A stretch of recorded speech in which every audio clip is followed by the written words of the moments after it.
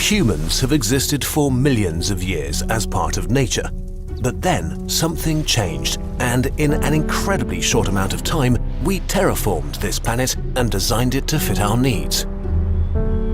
As far as we know, we're the first beings to awaken and completely take over a planet. The transition from hunting and gathering to farming and building was so breathtakingly fast that many of our ways of thinking about the world are no longer useful. One of our most outdated ideas is that the most commonly used calendar in the world insists that we live in the year 2016. This distorts our view of our own history and makes it harder to understand who we are as a species, and just how far we've come in an incredibly short amount of time. So maybe it's time to choose a year zero for humanity. A year zero that truly represents us as a species and includes all cultures. A year zero that marks when we began building our own world on top of the old one.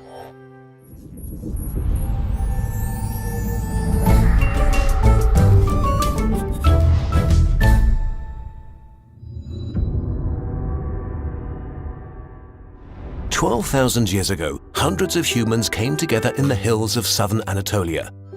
They were hunters and gatherers without knowledge of agriculture or metalworking.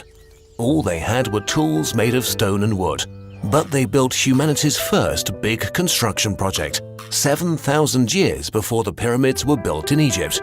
Spread over 300 meters, our ancestors erected circles of massive stone pillars, each of them up to 6 meters high and 40 tons in weight, decorated with artful pictograms and stone carvings of animals and mythical creatures. We have no idea how they were able to do this. It was probably a project of epic scale for the Stone Age, requiring a level of organization we didn't know early humans were capable of until we found this site. So why did they build it? The most popular theory is that this was the first temple of humanity, dedicated to long-forgotten gods.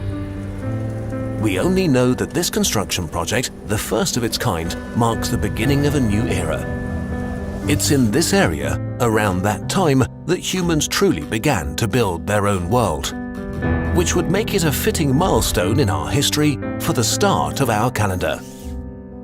This moment in time is so distinct that scientist Cesare Emiliani proposed that humanity should switch to what he called the Holocene calendar by adding 10,000 years to our current Gregorian calendar. We don't need to change our well-established days and months, and religious calendars could stay the same as well. But for all official purposes, our current year would be the year 12,016 of the human era. This would drastically alter how we think about history and how it feels. Let's take a very brief look and move through our new history from our new year zero. 12,000 years ago saw the beginning of the first construction project, kicking off our history. It would be in use for about 2,000 years. It took nearly a millennium until Jericho, probably the first city on Earth, was founded in the year 1000 after the start of the human era. Progress was still very, very slow at this point. Over the next 1,000 years, more and more permanent settlements appeared around the world, and more plants and animals were domesticated as agriculture spread. Evidence for trade over thousands of kilometers has been found from this period. Around 5 million humans were alive at this point in history, fewer than live in London today. Technology advanced constantly at a slow pace. Pottery became widespread. The first cultural communities appeared in China, India, and the Fertile Crescent. Around the year 4000, 8,000 years ago from today, humans started to use metal for the first time, learning to mix tin and copper and kickstarting what we know as the Bronze Age around the year 5000. The first proto-writing emerged and the wheel was invented. In South America, the Chinchorro culture started to artificially mummify humans 2,000 years earlier than in ancient Egypt. The first high cultures began emerging around the year 7000. The Indus Valley Civilization, ancient Egypt, the Minoans in Greece, and the Sumerians in Mesopotamia. Stonehenge was built in Britain, and the first dynasty in China began. Ötzi the Iceman lived around this time. What we consider history now started and things began picking up pace as the world population rose to over 30 million. A number of new high cultures appeared around the world, many writing down their legends. More and more cities were founded. In South America, the Olmec culture emerged. Around this time, the legendary Siege of Troy is supposed to have happened. Soon after, in the Eastern Mediterranean and the Fertile Crescent, the Bronze Age ended in violence. Every Bronze Age culture, except Egypt, was destroyed by mysterious invaders. Writing and progress froze for hundreds of years. Around the year 9500, what we consider Western culture began. The Greek city-states beat off the Persian invasion and triggered their golden era, ended by Alexander the Great around 9700. 100 years later, Rome destroyed Carthage and became a dominant force in the world.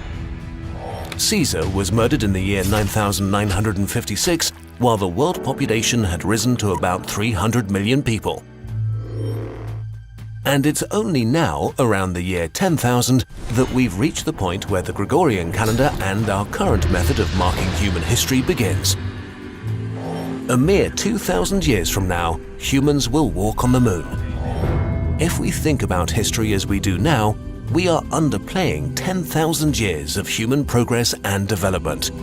Including all of it in our calendar makes our past more impressive. It shows how progress became exponential with time, and it incorporates all humans from all cultures into our calendar. A new year zero for our history could reframe how we think of ourselves. As a building project that started 12,000 years ago, when for the first time our ancestors came together to carve a temple out of bedrock with tools made of stone, not knowing what they would set in motion, where it would lead us as a species. From building the first temple to ships flying beyond the sky.